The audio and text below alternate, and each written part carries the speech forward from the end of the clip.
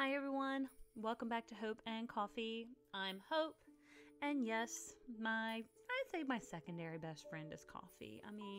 I think these two little magpies right here are probably currently vying for, well, I guess don't tell this one, don't tell Argos that this little guy right here is also like coming in first place as well. But my little men, absolutely phenomenal.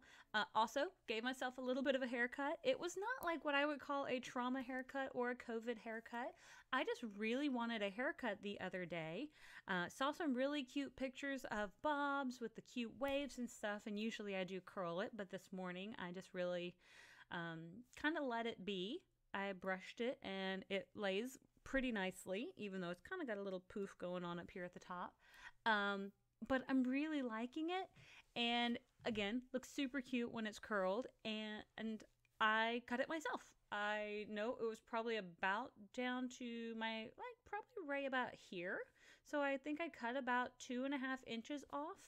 I tried to schedule an appointment to go to a hair salon and actually get it cut, but as I was calling around and trying to find someone, it was going to be like a week and a half to 2 weeks to try to get on someone's books.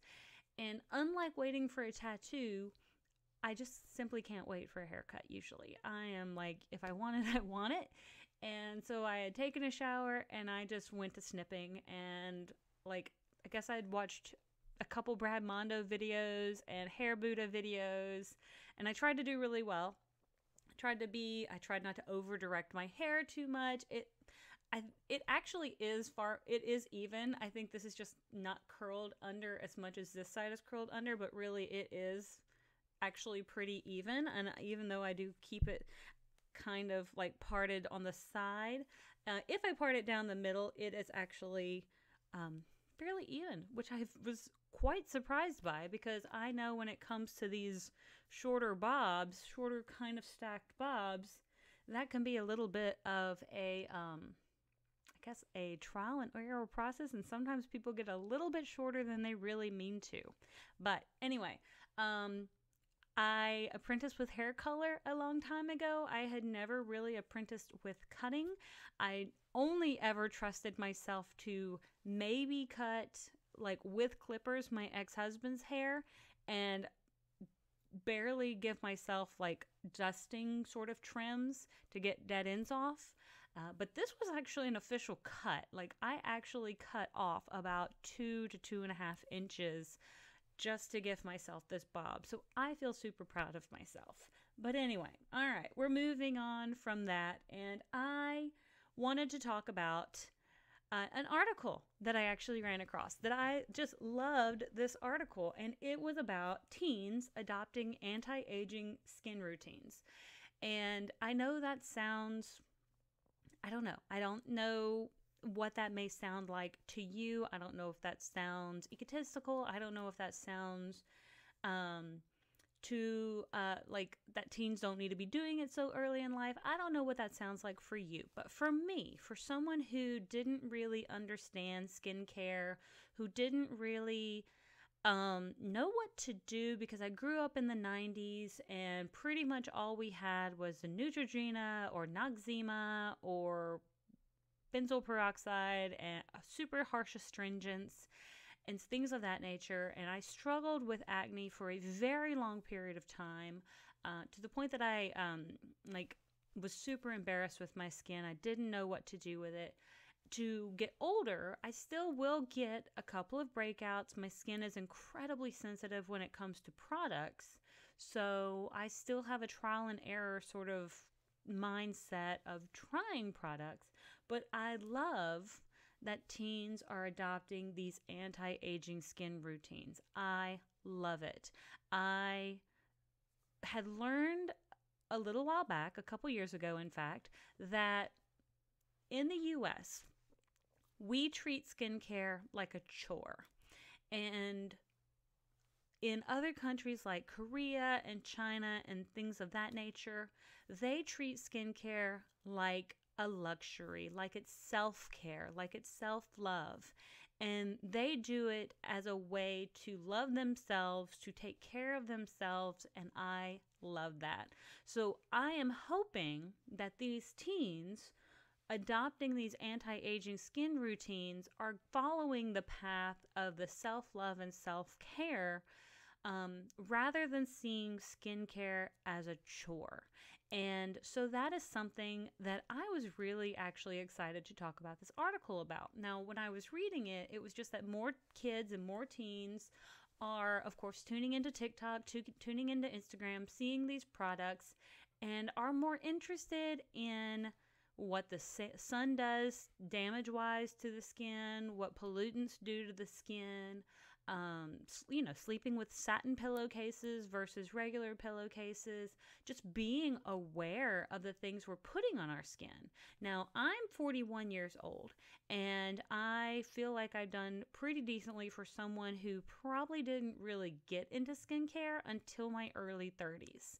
And so I had a lot to learn, and I was very happy the internet was available to me, but I've also feel like I wish I had known more. Now, I in no way blame my mom or anyone because they also didn't know. They didn't have the tools or anybody kind of helping them. They probably had like the Avon lady or the Mary Kay lady, people like that who were really in those multi-level marketing systems who maybe didn't know about product like contents, ingredients, and things of that nature, but probably would have just pushed products.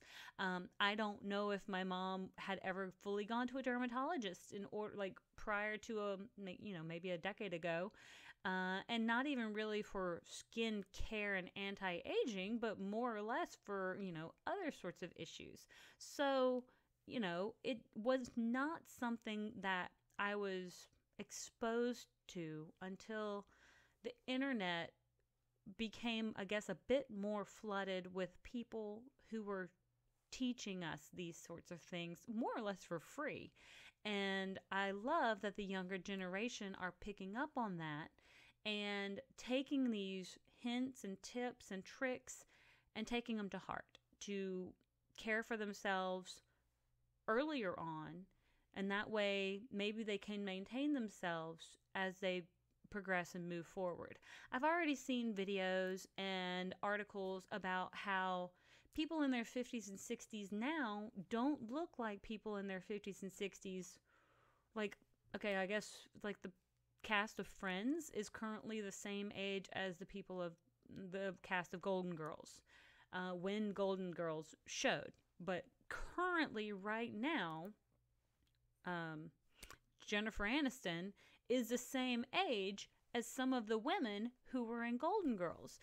However, just they look so vastly different in the way they've cared for themselves and what skincare was available and what hair care was available, what the trends were at those times, because it's approximately 40 years difference from, when Golden Girls was filmed to now. So of course we now have much better routines and abilities to maintain ourselves a little bit better. I think Jennifer Aniston looks phenomenal. But, growing up, I thought the Golden Girls looked phenomenal. I mean, Betty White was absolute rock star up until the day she passed. So, I mean, she was an icon and a legend. Bea Arthur, all of them, just beautiful, brilliant women. But we've also defined beauty a little bit differently too. But anyway, I just wanted to talk about that a little bit because I thought it was so very interesting. And I'm really hopeful that the current generations are kind of learning for some of the mistakes of the past generations. Me as a millennial, kind of stuck in the middle where, I'm learning from the past mistakes, but also I'm kind of screwed with what some of the things have been set up. I've kind of been set up to fail for a lot of different things as well. So I'm still kind of working on figuring things out. But until next time, if you've made it this far, please like, subscribe, what have you. I would love to continue to grow this channel. So please, if you could just take that few moments to click subscribe, I promise it's not going to hurt anything, but it's going to help me a little bit. And I will see you all on the next page.